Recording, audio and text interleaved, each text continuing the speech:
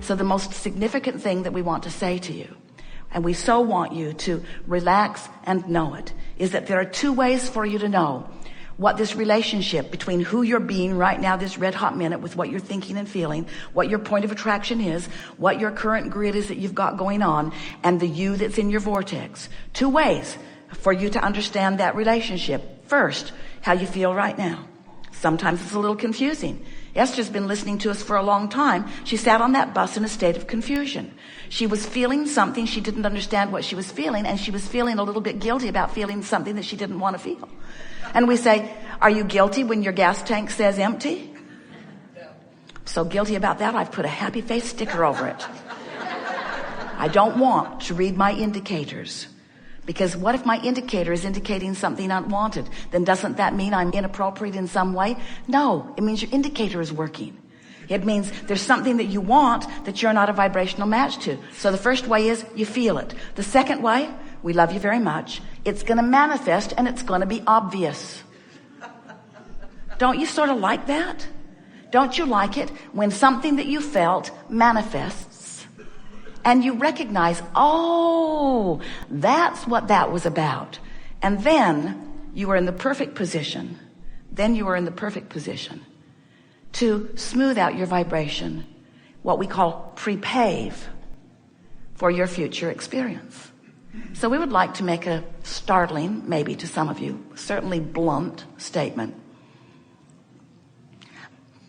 We think it would be a good idea if you would do your creating in advance. In other words, just plan for things as you want them to be, and then just live with what you've already planned. You're following? Good. We're eager to talk with you about anything that is important to you. Nothing is off limits, but there will be a wonderful, delicious unfolding here. You're going to be closer to us than you have been before. The hot seat is on the platform. It's really a wonderful thing. Stairs on either side, so make yourself comfortable as you are coming up. We would ask that you wait for us to pick you out of the audience before you come up. Sometimes you may think that we're pointing at you when we're actually pointing through you to the person behind you. And so we'll point in your vicinity, and as you think it's you, stand up. And if it isn't, we'll ask you to sit down. Pouting doesn't help. We're going to have a wonderful day. So how do you know when you are a vibrational match to what is wanted?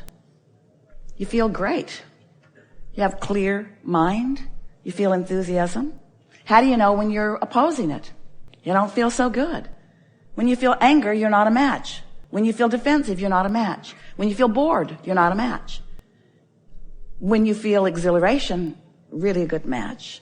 When you feel love or appreciation, really good match. When you feel interest in something, you're a really good match, you see. So how is it that your emotions are such clear indicators, such clear, always accurate indicators?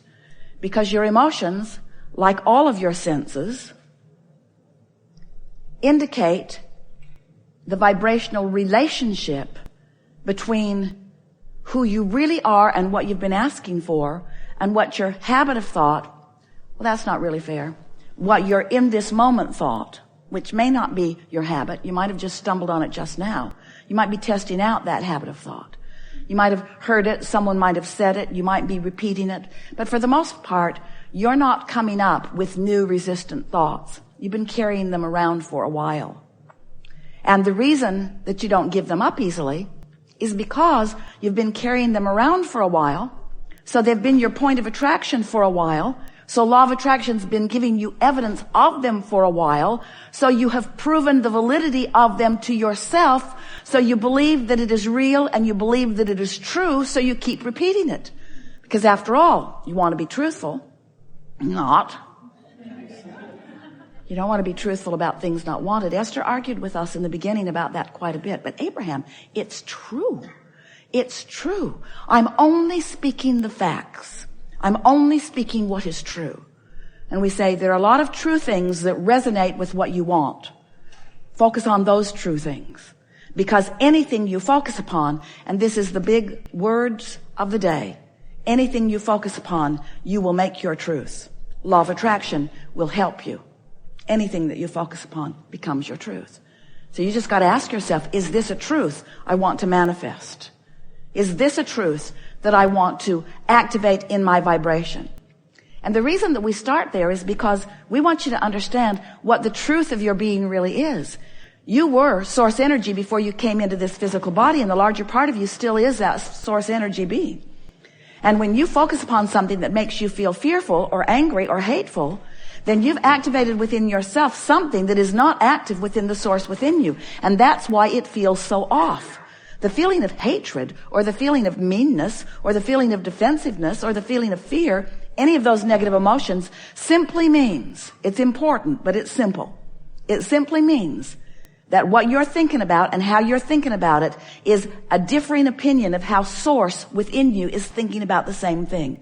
Which leads us to a really important premise that most of you are not completely aware of, that we are completely aware of, that we would like you to be completely aware of. And that is the source within you, your inner being, that which man wants to call God, is focused with you in every moment and offering an opinion about what you are focused upon. So when you hate that guy and you feel awful in your hatred, it's because source loves that guy. And we know you think source is misguided. If source really knew the details, let me give you more details, source. I would like to tell you specifically why I feel justified in this. I am justified in this because I feel justified in this because I feel justified in this because it is something that I do not want. And I've come to believe that if I push hard enough against unwanted things, that in my pushing against unwanted things, I will obliterate them. And as I obliterate the unwanted things, in their absence, I will be left with something that I want. So we've been talking to you for a while, and it has been our desire to assist you in really understanding who you are, how you fit into the bigger picture of creation. So long before you came into this physical body, you were source energy, non-physically focused source energy.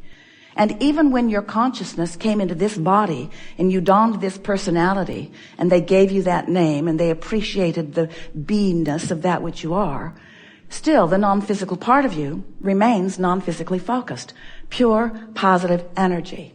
Sometimes you call that soul. We call it your inner being, consciousness. It is source energy. It's the source energy part of you.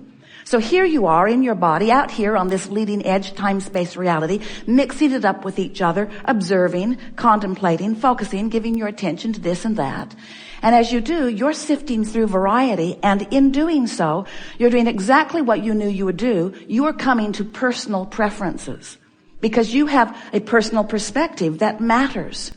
So as you are sifting, knowing what you don't want, knowing what you do want, you're coming to all kinds of conclusions even before you're able to speak with words, or even sometimes when you don't want to speak them in words. You are forming preferences, personal preferences, that are so important to the scheme, to the larger scheme, because as you are giving birth to these new desires are being held for you, really for all of us, in what we have been lovingly referring to as the vortex of creation. And the reason that we are giving you the analogy of this vortex, this swirling place where all thoughts that you are asking for, all things wanted, all the best of what you have lived so far is being held for you, is because we want you to begin to understand that you have potentially 2 points of attraction.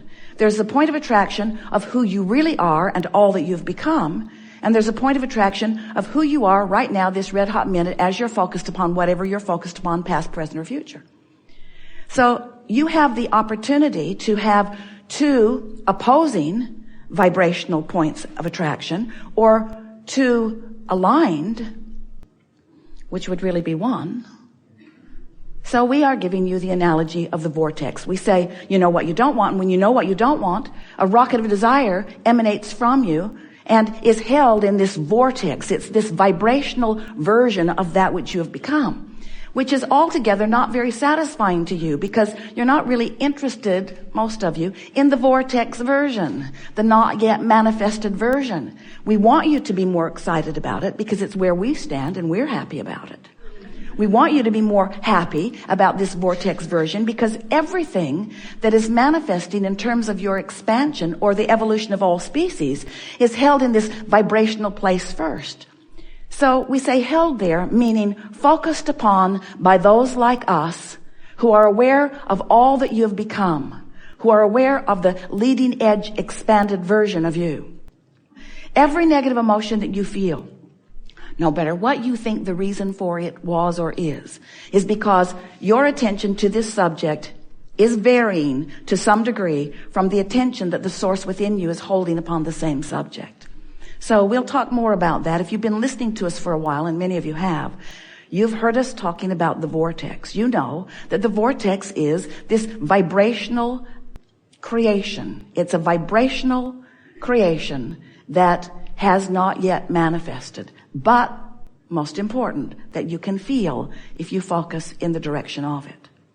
When something goes wrong, then you're more willing to listen to our story of alignment, of allowing, because you can allow the fullness of who you are or you can resist it. It's your choice. And the more you allow it, the better you feel. The more you resist it, the worse you feel.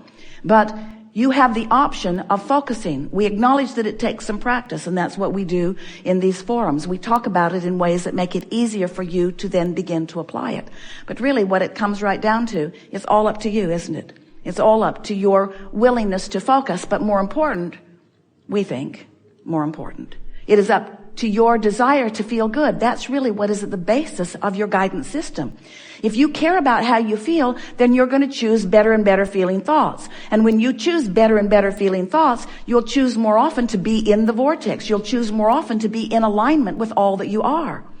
And once you establish patterns of feeling good, that's when, and this is the new analogy that we're offering you these days, that's when you establish deliberately.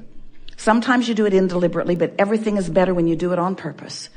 You establish deliberately your point of attraction. In other words, you deliberately look for reasons to feel good.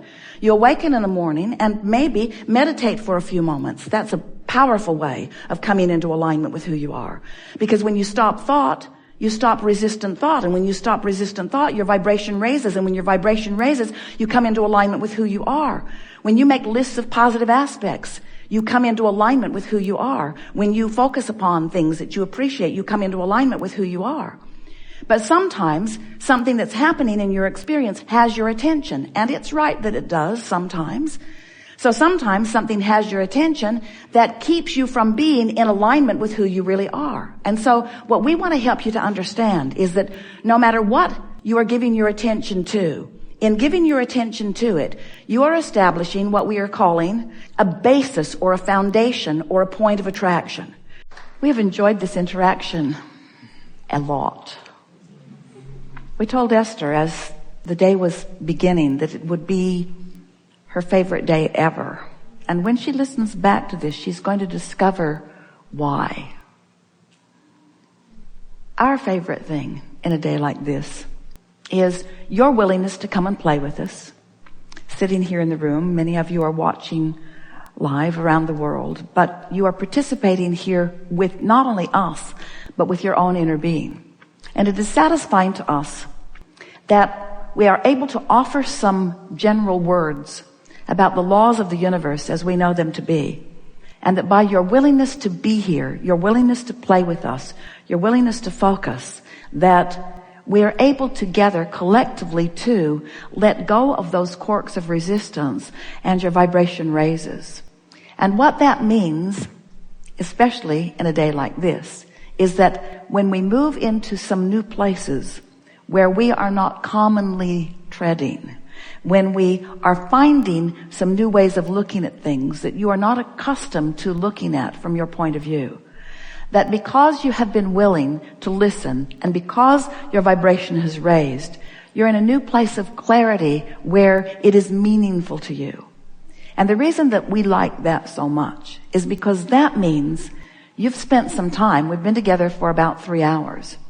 And during a significant part of those hours, you have been in a state of alignment.